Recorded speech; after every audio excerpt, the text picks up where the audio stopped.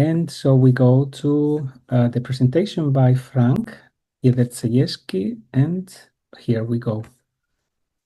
Okay, thank you very much. So, good morning, everybody. I would like to thank the organizers of this nice conference. So, my talk today is Alain Louvier and micromodality. So, the summary of this talk is: who is Alain Louvier? Louvier and the microtones, anneaux de lumière, it's rings of light, hidden messages, mode of progressive transposition, the untempered harpsichord, canto di Natale, microdiatonic scales in M-Edo. So, short bio of Alain Louvier. Alain Louvier is born in 1945 and studied mathematics while obtaining 9 first prizes at the Paris Conservatoire, where he was a student of Olivier Messiaen and Manuel Rosenthal. In 1968, he was the last winner of the Premier Grand Prix de Rome, the Composition Musicale, awarded by the Institut de France. He met Olivier Messiaen in 1964 when he showed him his first book of piano called Études for Agresseurs, and it is a masterful work which partly made him famous, composed of clusters and truly innovative techniques for keyboards. Louvier entered Olivier Messiaen's analysis class the next year in 1965. So the pictures, photographs of is Alain Louvier when he was young, and Alain Louvier with Olivier Messiaen. So from 1969 to 1972, he was a resident at the Académie de France in Rome, Italy, and he won the Honegger Prize in 1975, the Paul Gilson Prize in 1981, and the Sassem Georgescu Prize in 1986, and many others. From 1972 to 1986, he was director of the National Conservatory of Music in Boulogne-Billancourt, and it's rather now a regional conservatory of music. And after that, from 1986 to 1991, he was director of the National Conservatory of Music. So he oversaw the conservatoire transfer to Cité de la Musique in 1990, while laying the foundation for new departments, including song professions and contemporary dance. So you will see on the right Alain Louvier with Yvonne Loriot at the piano in 1971. So since 1971, he has conducted various orchestras, including the Ensemble Itinéraire. He premiered new works. From 1991 to 2009, Alain Louvier taught musical analysis at the National Conservatory of Music in Paris, as well as orchestration at the Regional Conservatory of Music in Paris too. So in May 2009, he took over as director of the Boulogne-Billancourt Regional Conservatory. As a composer, he developed a highly professional style and gestures for keyboards with Études for Agresseurs or Alexandrines. So adapt numerous mathematical techniques and open new horizons by introducing modality into microtonal world of quarter tones especially. So with the untempered harpsichord, suite in C, anneaux de lumière, and a piece called S. So here in the photo you see Alain Louvier. here with Henri Dutilleux and the famous conductor François Rosset in Tom in 1992. So Alain Louvier and the Microtonal, as early as 1969, Alain Louvier expressed the desire to write with microtones. So some works combine both elements of spectral music, mathematics, and microtones. So he started in 1965 with 5 pieces for brass quintet. Then from 1973 to 78, he wrote Le clavecin bien non tempéré, the untempered harpsichord. I will show you later what are these pieces. So after that, he wrote 3 atmospheres for clarinet and orchestra, Canto di Natale, so for voice and 12 instruments, with 2 piano, a quaternone, tune a quaternone apart, 2 brèves et une longue for 16 celli and 1 cello solo, Rings of Light for 2 piano, tune a quaternone apart, with 1 player only. So Envol d'écailles, Flights of Scales for flute, viola and harp, Atome de Requiem for piano and 16th tone and mixture, Jour de colère, Day of Anger for 7 brass instruments and 2 percussionists, Concerto for viola in 1996, and one of his last works is called Herbarium, that he wrote from 2004 to 2018 for various instruments, including the fascinating Herbier 7 for flute and harpsichord, in which he used 8th of tone. So Anneaux de Lumière, Rings of Light, has been composed in 1983. It is a piece for 2 piano and a single player. The 2 piano are placed in a V, so the right piano is tuned normally to 442 Hz, and the other is tuned a quaternone lower.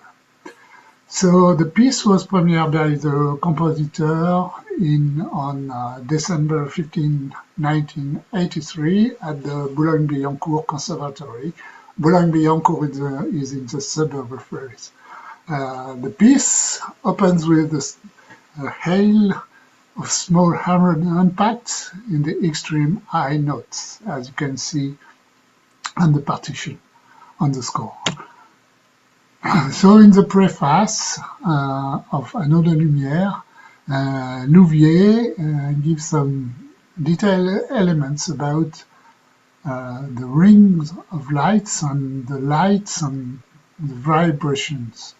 So, as for the ring, I quote Alain Louvier, as for the ring, it's a multiple symbol, a powerful bond that holds together atoms of light, that unites ideas and themes by secret threads that musicians often improperly call variations, cyclic form, line motif.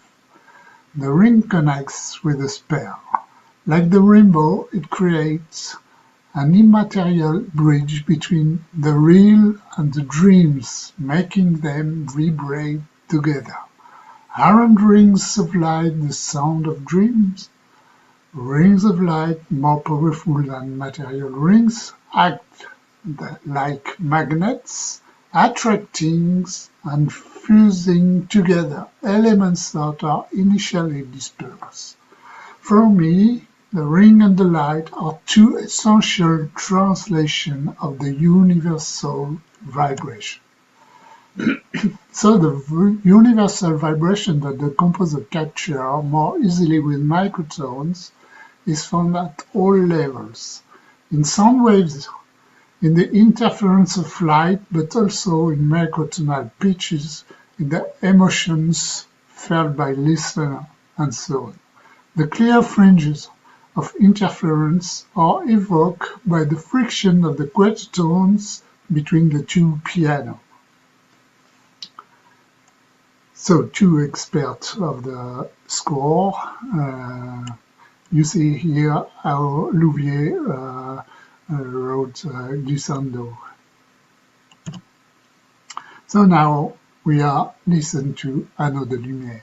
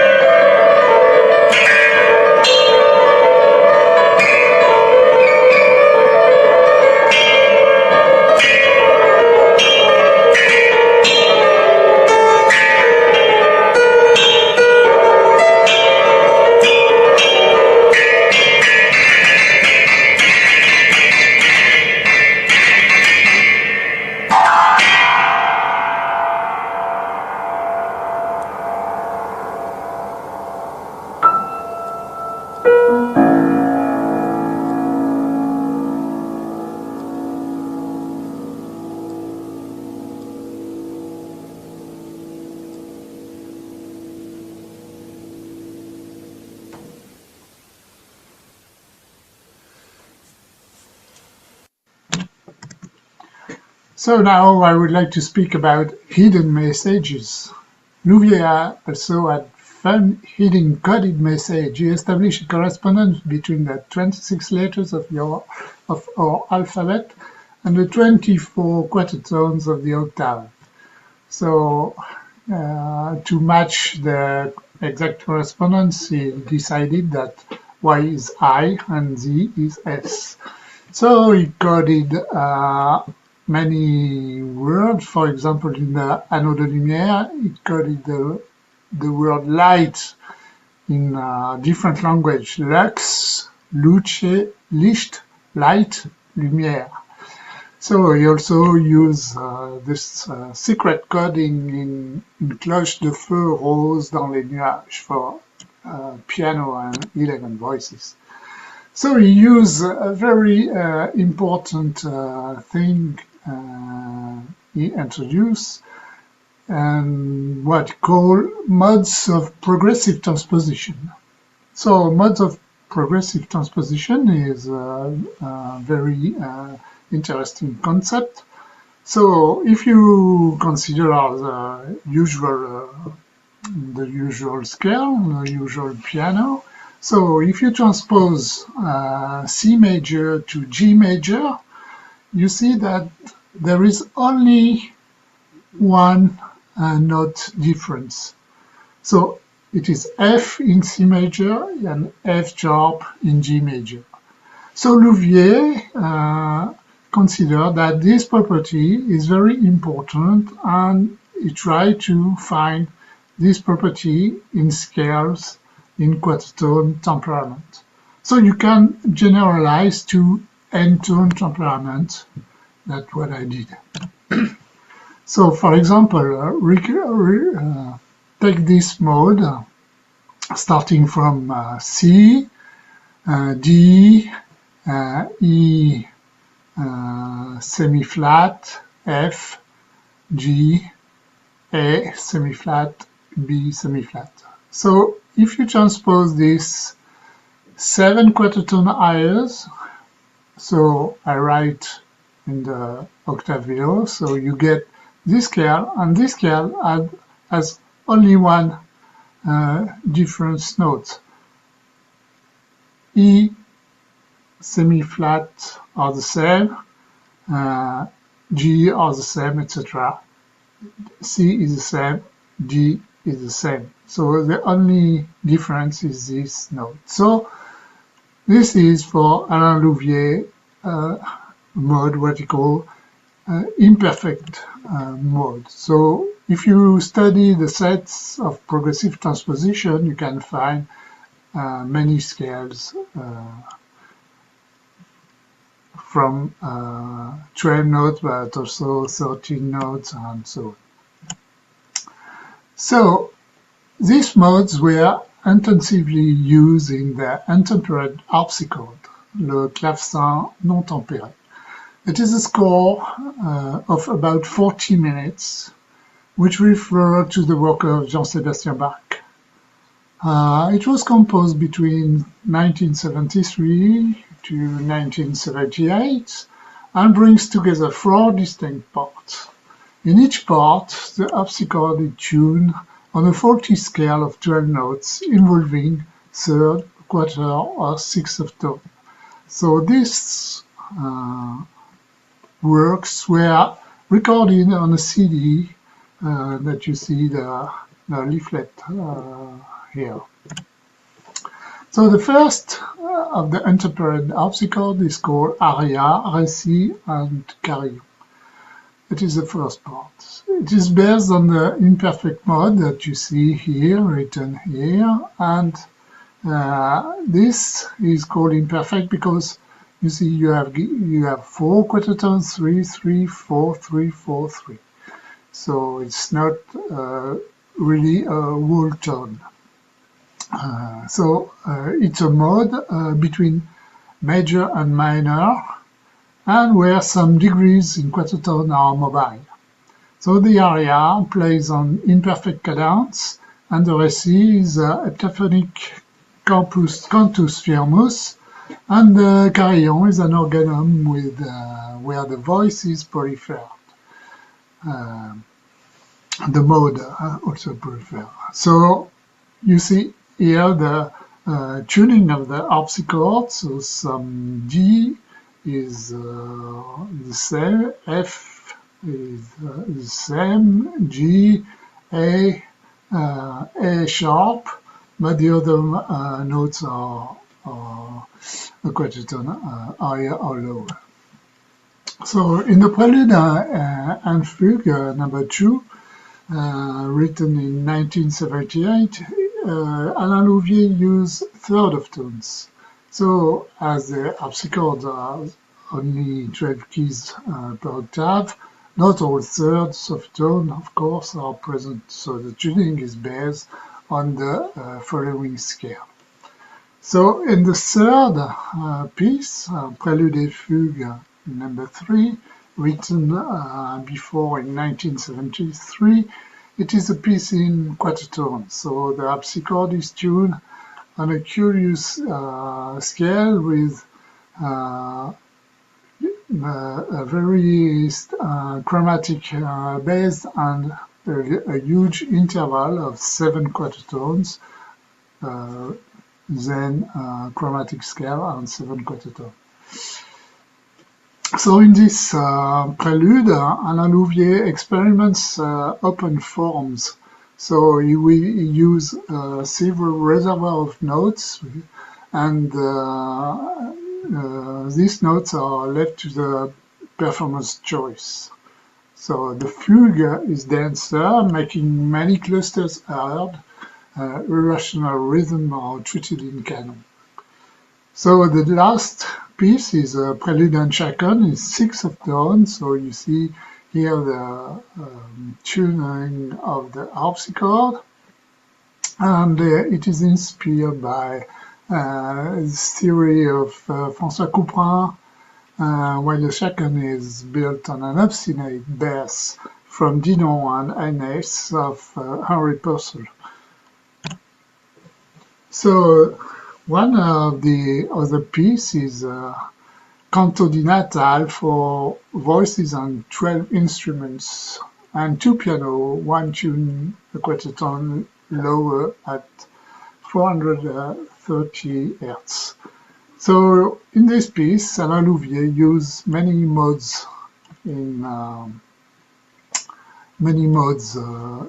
of transposition, progressive transposition.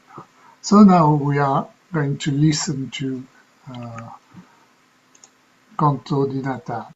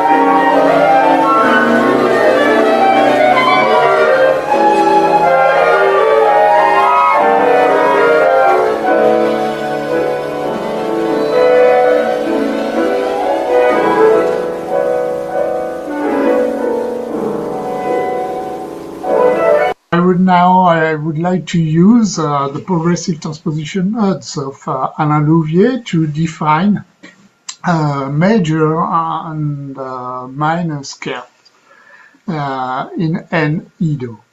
So I consider 3 facts. So I consider X progressive transposition set. X is a set of notes, and it corresponds grosso modo to the white keys of our keyboards. So X, I would like to build a new keyboard, but I suppose that X has no 3 consecutive white keys. And the complement of X, that is the black keys, I want that there is no 2 black keys consecutive. So, and I also, for defining major scale, I would like to have a criteria with where X contains a triton, so a generalized triton, which is not exactly 3 tones, but a generalized triton. So for instance, if I use 1 and 2, I define a diatonic scales, and if I use 1 and 3, I define a major scales. So with some mathematics, you can make a nice computer program and compute all the micro-diatonic scales. And from this microtonic scales, you can define a major and a minor scale. So, for instance, here it is the scales. All Kabbalistic signs are notes in reality. So these notes are separated by M elementary interval. So M, 2M, 3M, 4M, each time it's a multiple of M, so but it's you have to consider them modulo capital N. And this scale is at the triton here. So you have to define a generalized triton. So what is a generalized triton? When n is even, it's very easy to define it. So for example, for n equal 12 in the usual case, the triton is 0, 6, that is C, F sharp, and this triton is exactly the middle of the 12, 0, 6 is the middle of 12. So if you have 24 notes, sorry, if you have 24 notes, it's the same. 0, 12 is the middle of 24. So you can consider that 0, 12 is a generalized triton. So the triton in the N Edo is exactly at this position. And for instance, if you take M equal 11 and capital N equal 24, you are in the quadtone universe, so you can, if you use this parameter, you get several notes, and these notes are exactly what Jedrzejewski called a position G of his 24 prelude. And from this scale, you can construct the relative minor scale by replace 3m by this note. So for instance, if you use n equal 12 and m equals 7, that is, you are in the usual universe, so you get f minor scale. So the scales, major and minor scales, are defined here only for n even, because if n is odd, it is difficult to define a generalized triton. What is a generalized tritons is, in this case, mode of limited transposition set as defined by Olivier Messiaen. So modes of progressive transposition are very important to define a new theory of diatonicity. So thank you very much. That's the end of my talk.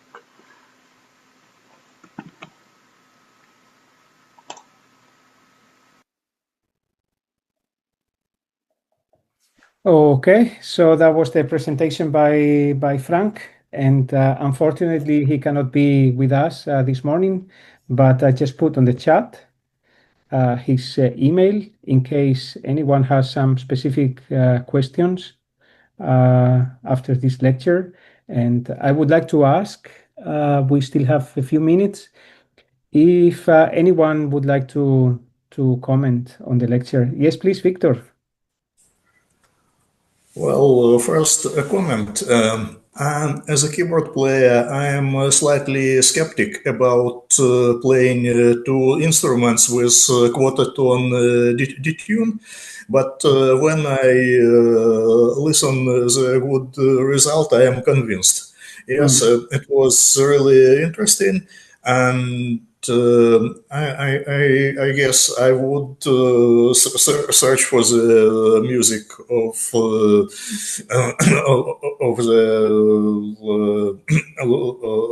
Louvier, and I will listen more to it.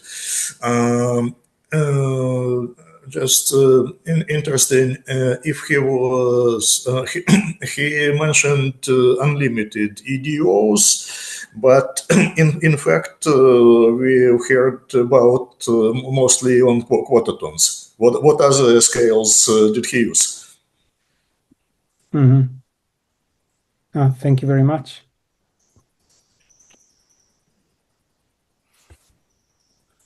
Um, If I may make yes. an observation, I don't know this person's music, so it's a wonderful introduction to a really rich praxis. So I look forward to learning more about Alain Louvier. And so one thing struck me is that Franck chose quarter tone pieces, I guess some thirds and sixth tones, but they were very, how do I say, I would call it arithmetic or like set theory, Mhm. group theory and set theory, like atonal composition extended into microtones. So I'm going to assume that that is what Franck selected for this. Um, but one thing that struck me was that I would be very interested in hearing if his spectral music, or if he has spectral music, because he was in the right place at the right time Yes, and yes. conducted l'itinéraire. And I think that Muraille and Griset could have been his peers or colleagues. I think the age group and the place would match, but I don't know what the history there is, Oh, if there's a connection with Louvier. anyone knows about this? Actually, I also don't know. I attended also one lecture from him about Alain, but I I I can't remember Yeah. actually. Oh, then I'll have to look into it. I'm Mhm. curious now. Great. Yeah. I was checking if he wrote already something about this composer on the books because sometimes I need to check, but I didn't find anything, so he didn't publish this information. May I And also comment something to add mhm. some thoughts. I also like the because Frank demonstrated this piece written for harpsichord, and as we gave also a talk of harpsichord, I also was curious about that. And as I see that I found that's online, it has four parts, each written in different tuning system. Not a system, but let's say in different tuning, right?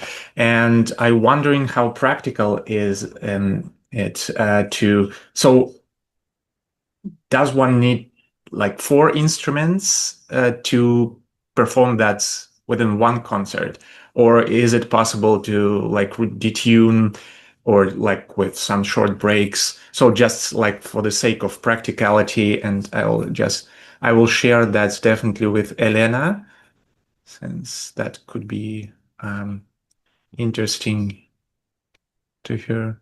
So here you can see this aria, and it's very much like Bach. The first I also listened to it. Sounds like the first preludium from the well-tempered clavier, Wohltemperiertes Klavier von Bach, and just have this detuned sense that it's somehow tuned differently. So that's also fascinating and interesting to look at it.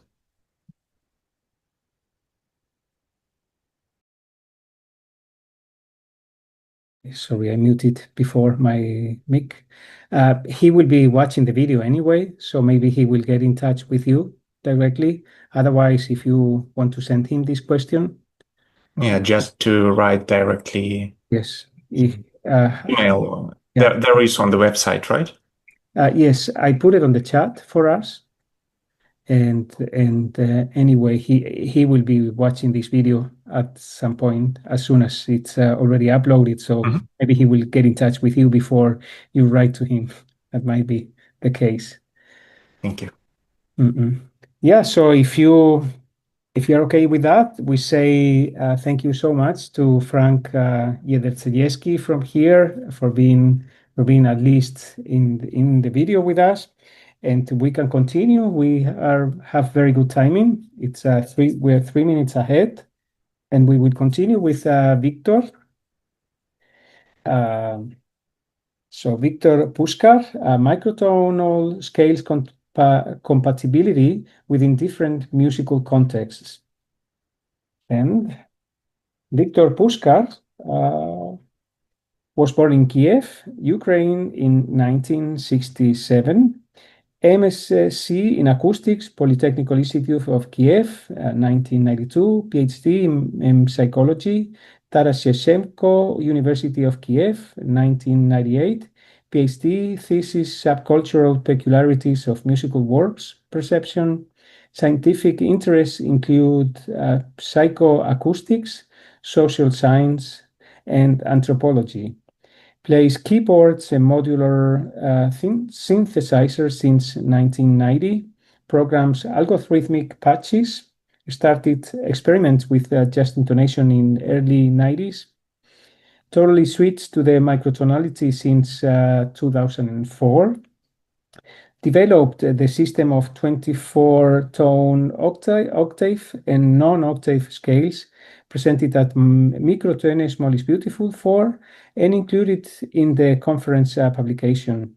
Founding member of Blemish, indie rock that gradually transformed into electronic duo between 1993 and 2005.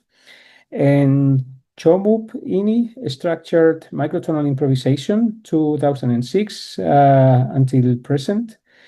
He's author of solo works for synthesizers and collaborated with Sergei Orimchuk, violin, Danilo Pertsov, woodwinds, Yuri Feditsky, Torban, Julian Kitasti, Bandura, Martin Niga, cello, fiddle, Volodymyr Voit, Bandura, Sergei Popovich, electric guitar, Ukrainian improvisation orchestra conducted by Dmytro Radzevsky, etc. So please let's welcome Viktor Pushkar.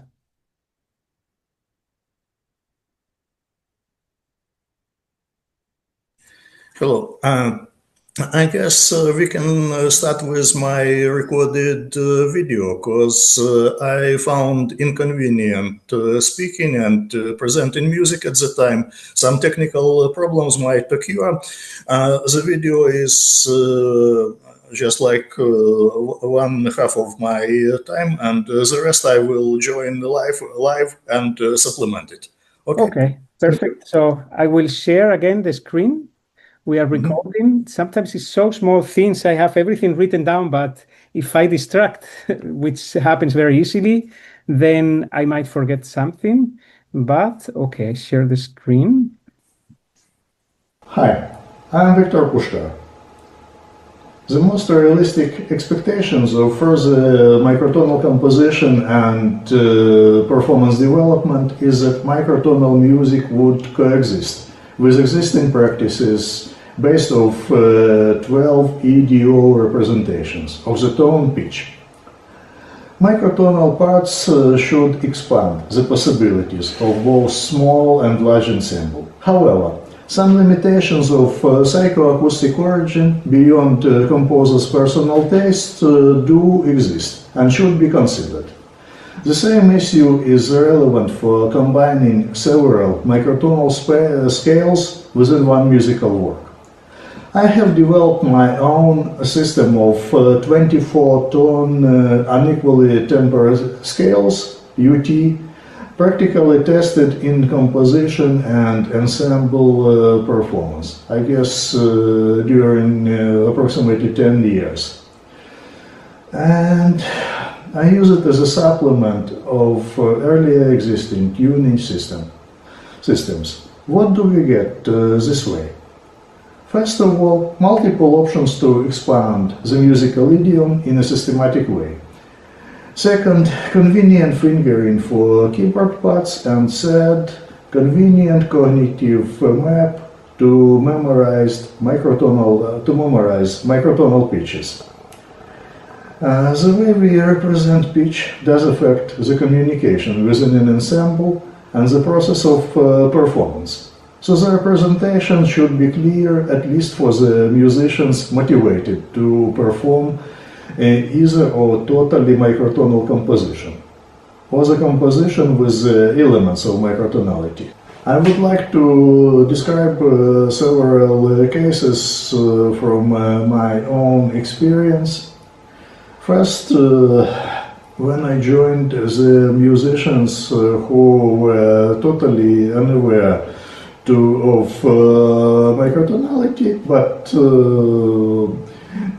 they had some friendly attitude. Okay, you can play your microtonal thing. It means high asymmetry of information. No possibility to exchange the functions within the sound, like playing even simple call response game. And there is a requirement for clearly defined tonal center. Well, I can join the piano player, for example, but piano player would have hard times joining me. This is what we had in a performance of Ukrainian improvisation orchestra last year. But anyway, the result was good. I can follow other musicians without other musicians following me. That might lead to good results.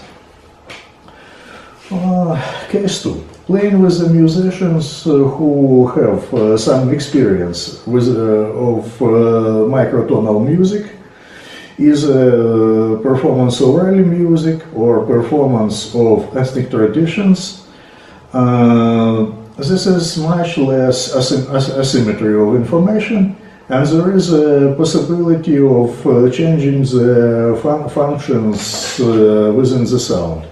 I would like to give an example of my recent work with Yulian Kitasty, master of Ukrainian bandura, who represents third generation of bandura players. So actually he plays Ukrainian diatonic modes with some expanded technique, and I follow him with my scale, developed considering Ukrainian music theory. Okay, please listen.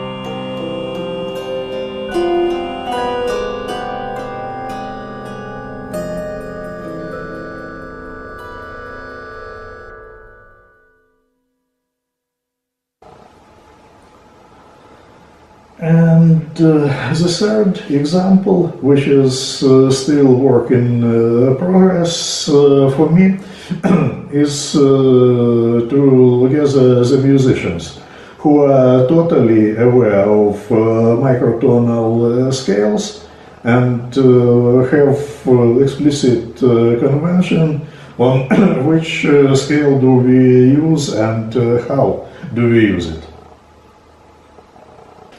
I also consider the weak equivalence between different possible representations of microtonal scales.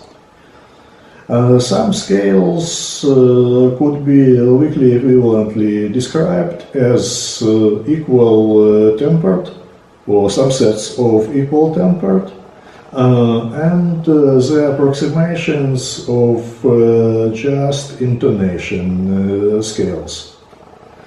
And that would also fit my system of 24 tone unequal temperations. Here is an example. I have constructed the 24 tone subset of 53 EDO, and I left the tones I would mostly like to use. So here we have an octave,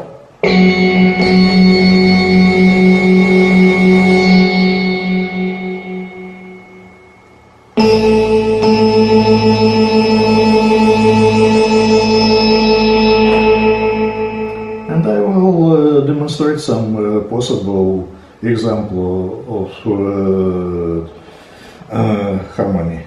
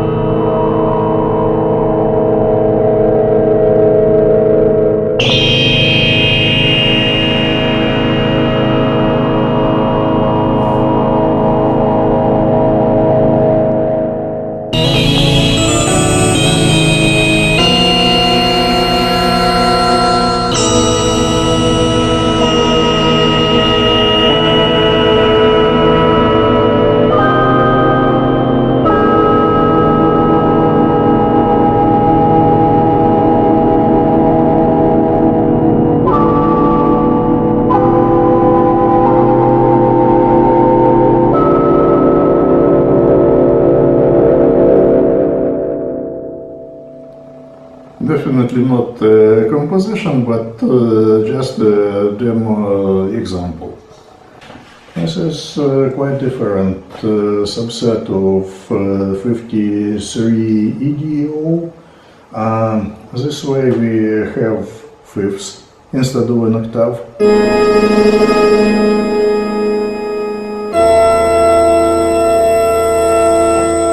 And unlike the previous example, it doesn't work so well with chords.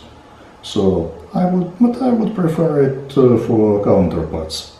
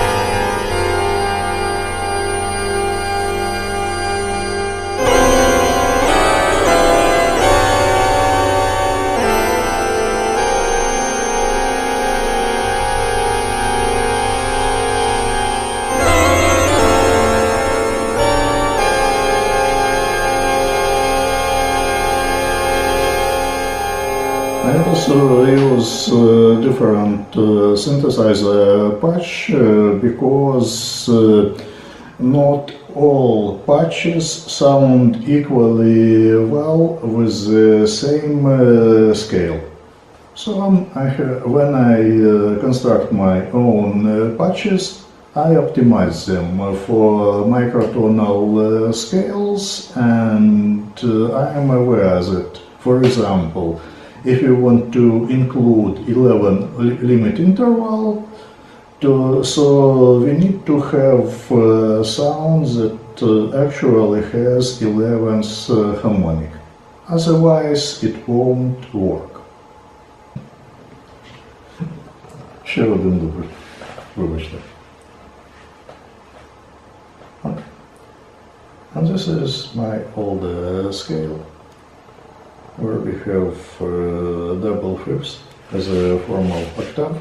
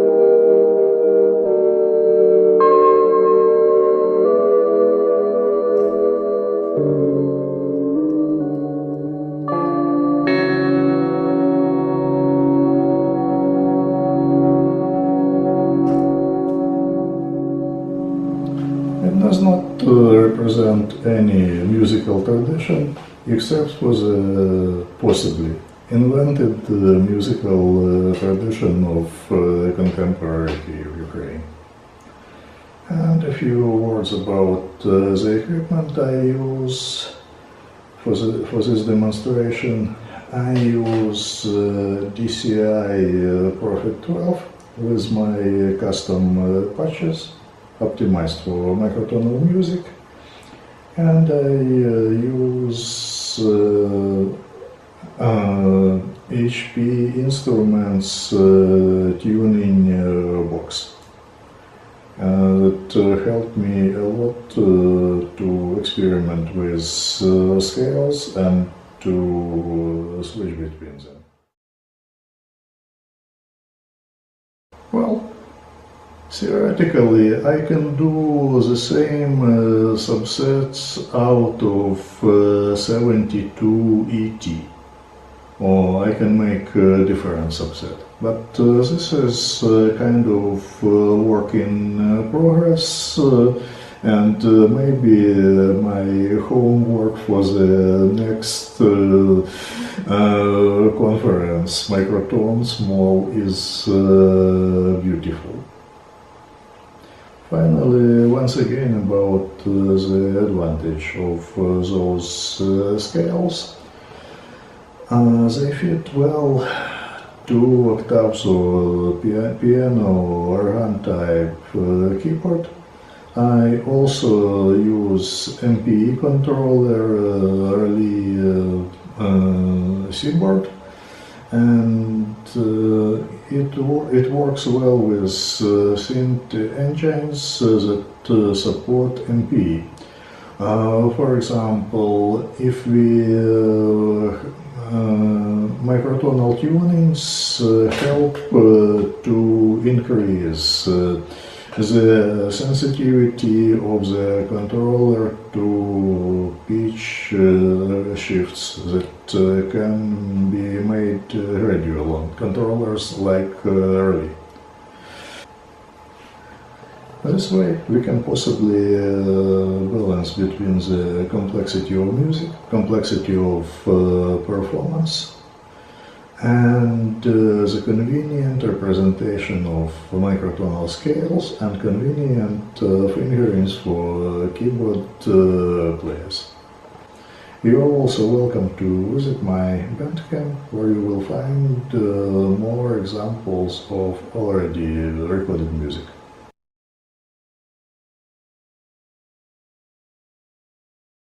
Yeah, so thank you very much, Viktor. So I stopped sharing. Congratulations.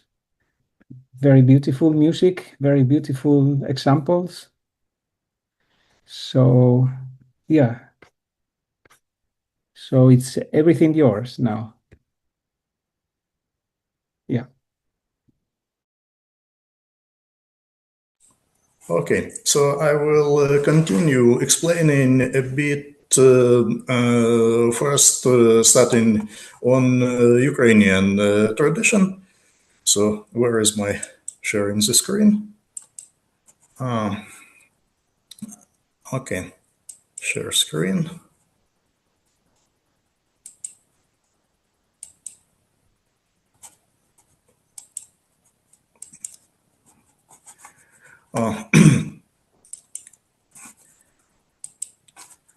Okay, so my development of 24-tone scale demonstrated in the first example while playing with bandura is based on theory of Gnat Hotkevich. He was Ukrainian musical theorist and writer. He was not just a kind of revivalist of musical tradition, but he was a musicologist with very wide view on the world music. He knew musical theories from different countries, but his main contribution into Ukrainian music was a revival of bandura. He had organized ensembles, he was training people, he input to the construction of bandura and other musical instruments like turban, which was more complex Ukrainian Baroque instrument, totally lost during 18th century, but popular in the age of Baroque. Okay, and there are two main types of bandura. One is optimized for diatonic music, and which is actually our local tradition. And the other was bandura suffering from Soviet times unification. Actually, Ignat Hotkevich was executed by Soviets. He didn't finish his work, and the scale I constructed is based on his very loose guess how Ukrainian diatonic should be represented. He wrote, there is Greek 17-tone diatonic. We can based on it, but Ukrainian idiom is different. How different it is? First, I tried 17-tone representation, then I switched to 24-tone because it's more flexible and it allows to play more modes, not just four, like 17-tone representation, but maybe six, maybe something not less typical for traditional music. Okay, and 24 is good. It's according to Pythagorean theory, it's one of the perfect numbers, and it is convenient. We have 2 octaves of the keyboard, and we have 24 tones mapped to it. The other important theorist was Zinovy Shtokalka, who immigrated to Germany first, then to United States. He was not a full-time musician, but he reconstructed bandura, he reconstructed turban in the United States, and he wrote the textbook of bandura. Actually, what Julian plays and some other people in diaspora and in Ukraine play is based on a series of Khatkevich and Stokalka, but also on they can expand their techniques. Like Julian Kitasti had a collaboration with Derek Bailey, for example, bandura and guitar. Okay, and what else? I like the reconstruction of traditions, revivalism, but my interest is to expand the idiom and to go a bit forward. So I use synthesizers of semi-modular and like Prophet 12 or modular structure. And yes, some of my scales are not just science, but also an intuition. The last scale I demonstrated, I was prompted by a dream that requires some kind of Jungian interpretation. In a dream, I saw a boy who prompted me to tune the instrument this way. And it might be funny, but it works, and it sounds like pretty much like contemporary Kiev. So, the part of my work in progress is the collaboration with the other synthesizer player who currently lives in Kiev, Stas Bobrisky, who adopted one of my scales, and we play the duo. We have some recording which not published yet. So I think I'm going to expand the local microtonal community and maybe join musicians from other places, either live or online. But it has some organizational problems. I think we can overcome it later. And well, probably I have finished, and we can switch to questions and answers. Thank you very much, Viktor. Congratulations for this wonderful presentation. I'm sure we have some questions for you.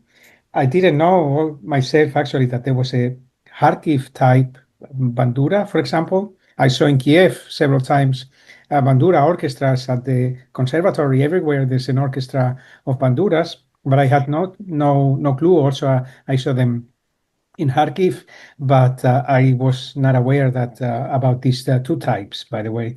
Can you tell me, please, a little bit about this difference? Okay, the difference is that as I already told, Kharkiv type of bandura is optimized for diatonic music. It has levers switching the pitch. I didn't measure all the banduras precisely, but the wild guess, this switch of the pitch according to fit the certain mode should be something between 16 cent and 23 cent according to the theory. And when I worked with another bandura player who uses Kharkiv type and prefers Kharkiv type, Volodymyr Voit, he tuned some strings 16 cent away, according to the scale I have developed. When we consider Zinovy Stokalka, he didn't write about it explicitly, but he left some recordings of traditional modes, and bandura players usually learn it by ear. So some attempts were made for precise notation of pitch, like even our classic Lysenko did some bandura solos in his opera, but Lysenko was censored during the Soviet time. and his diatonic parts became equally tempered. So he was aware that he was writing in 12 EDO mostly. He did a lot of interpretations of folk songs for piano and so on. But he was aware that Bandura plays this way. Mhm. So actually, we have some good music written for Chernihiv type bandura, but it doesn't fit the traditional idiom. Like people who sing Ukrainian traditional music, people who play violin or cymbali, which is as a traditional instrument. So actually, the Kharkiv type bandura is good to play solo, and it's good to accompany voice, good to play in small ensembles. Mhm. There is an example of using Kharkiv type bandura in Ukrainian improvisational orchestra, but this is very specific ensemble. Someone can play microtonally. Uh-huh. But then, yeah, coming to the microtonal music in the bandura, how do you notate? I mean, you are talking about 16 cents away. Mhm. So is this happening from string to string? It's just No, the modifications of the strings. it's just like Volodymyr takes regular tuna. He Mhm. sees the exact piano pitch, and then he tunes the string, some strings 16 cents higher. I can share that Scala file, I guess, with my 24-tone representation, and you will see which strings should be tuned 16 cent away. So you don't need to change the notation. You can just write it in the normal notation way. Actually, when Volodymyr writes his parts of Bandura, he puts some additional signs in the score. Modification. So that note should be slightly high, and that note should be slightly high. But the base is generic 12 EDO score with some additional signs. Okay, thank you. Yeah, I just went ahead first. I would like to ask in the group if anyone also has any questions, please. Well, I have a question that tags onto Agustin's regarding notation. I well, maybe I can speak for Yuri too. We are interested in keyboard notation because there's a difference between what one reads and plays versus what one hears, which is also necessary for the composer to organize their materials.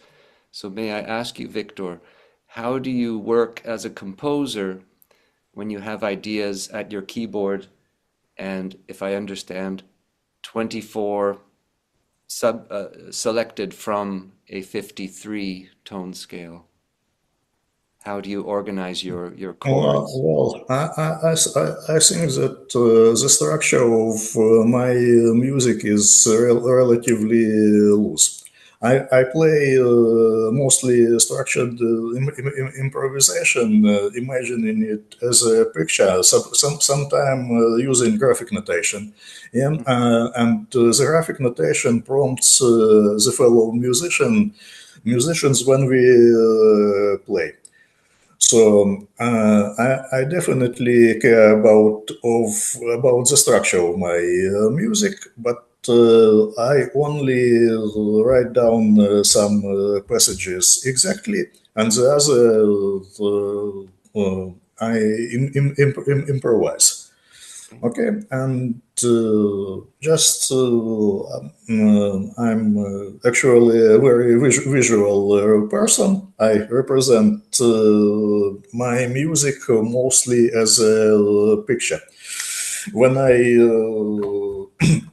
map the scale to the keyboard, I just visualize it, and I think 24-tone score could be used to map to the keyboard and for me, it is sufficient to represent and to memorize my part. When for example, when we play in improvisational orchestra, we had one A4 piece of paper with the generic structure. And it was marked like, okay, here you have 90 seconds of your solo, but also follow the conductor. When he points at you, you play. But that's an improvisational orchestra. For a composition, it's really much more difficult. I think 72-tone score should be the most helpful. You know, if I use the subset of 72 ET, I can surely use the 72 IDO score to represent it. Thank you. Yeah. Thank you very much. Yes, please, Yuri. Yeah, I also have a question. First of all, thank you very much for your presentation. That was really interesting, and I also enjoyed listening to examples you shared with us. So I actually have also a related question about the bandura.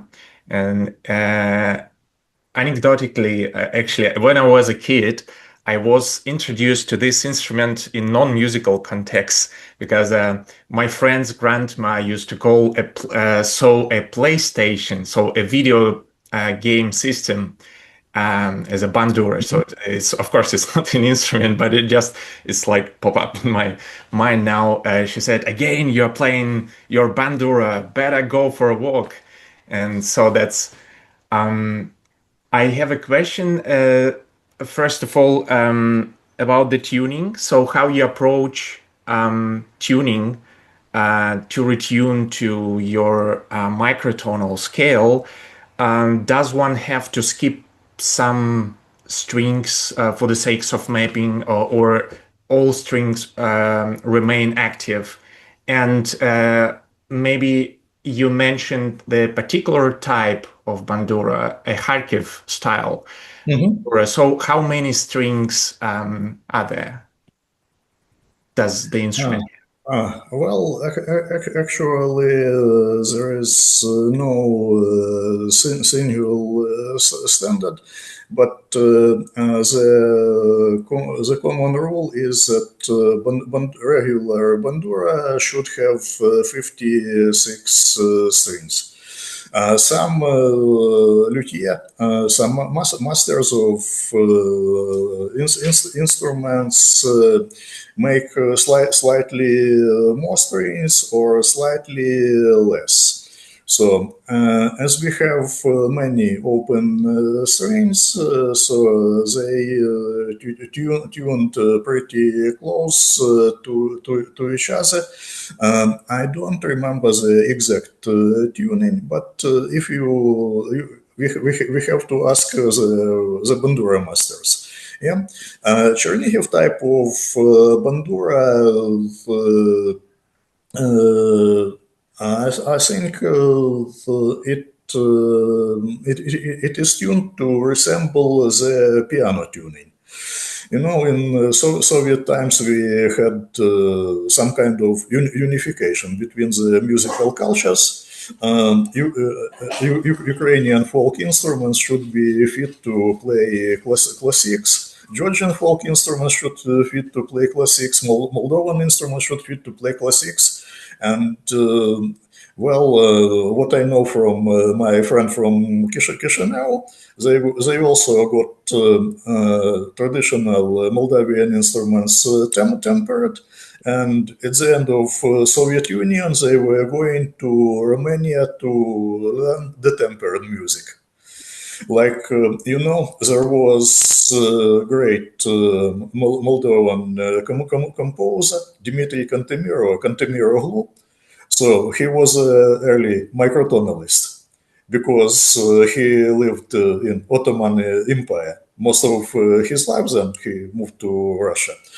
Yeah, and he was a theorist of Moldovan music, Ottoman music, Jewish music, Armenian music, and all of it was microtonal. There are several traditions of playing Kantemir Oghlu, one in Turkey, the other one in Romania. So they play it differently. Well, and it's a mistake to think that microtonal music starts in 20th century. Once I was an audio man for Horea Kozatska, Ukrainian ensemble performing Baroque music. So a few guys were very serious musical theorists and the reconstructors of Ukrainian Baroque music. And when they played, some people said, "Oh, that's okay." But it doesn't sound Ukrainian because they were using just intonation thirds and sixths. But this is actually how it sounded.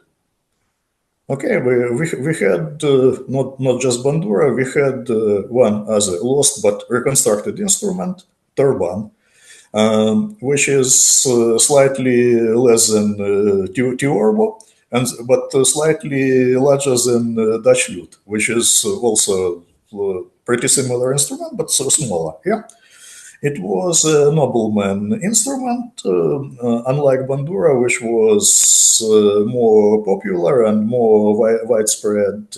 And we totally lost that turban music tradition according to dissemination of the guitar.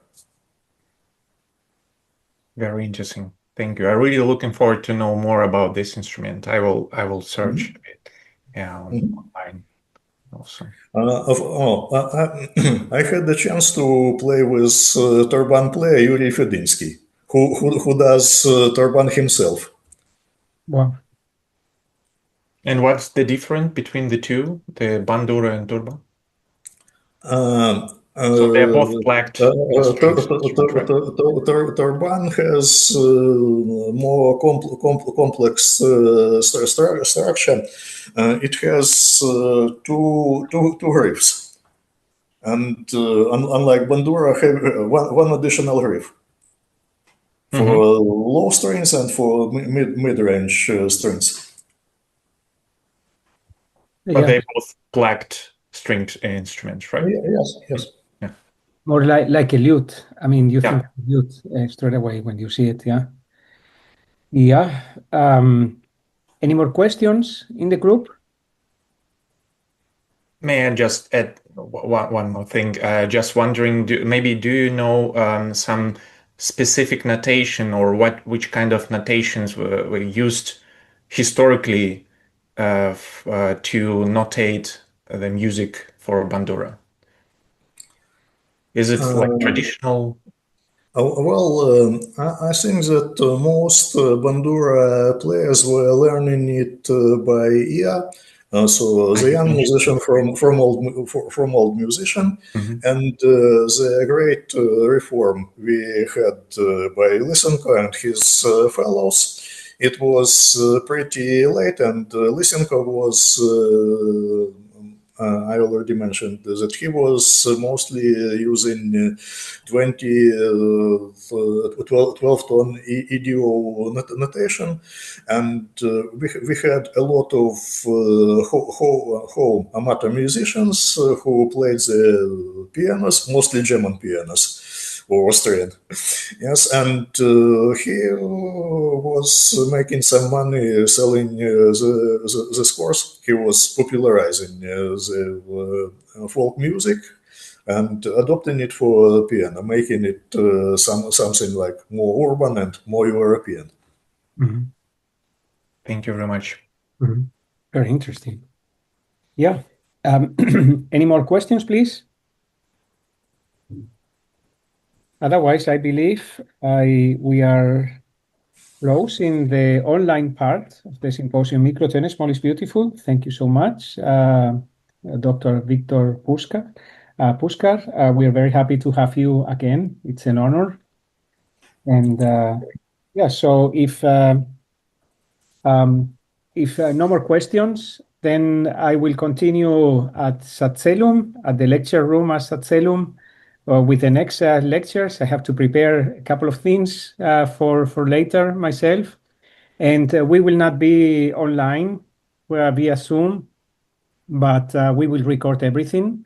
And after the symposium, at some point, our colleague Thomas Richter, he's amazing. He puts everything, he's so effective, puts everything online, all the informations, everything. So yeah, if you are interested in any of the topics which will be presented from now on. So yeah, it was great to share this time with you all. Thank you so much, and congratulations, and have a nice time. And I hope to see you soon again. Thank you for sharing your work. And after some time, probably maybe in a couple of months, I might be asking if you're interested in participating in the Microtonal is Beautiful number 6. So we have you, Victor, I think in number 5 or number 4, maybe also in the Microtonal Village. I don't remember. It's already 100 articles, so I don't remember everything. Yeah, so all the best and see you soon. Thank you. Thank you very much. Have a good couple days. Thank you. Thank you. Bye-bye. Thank you very much. Bye-bye.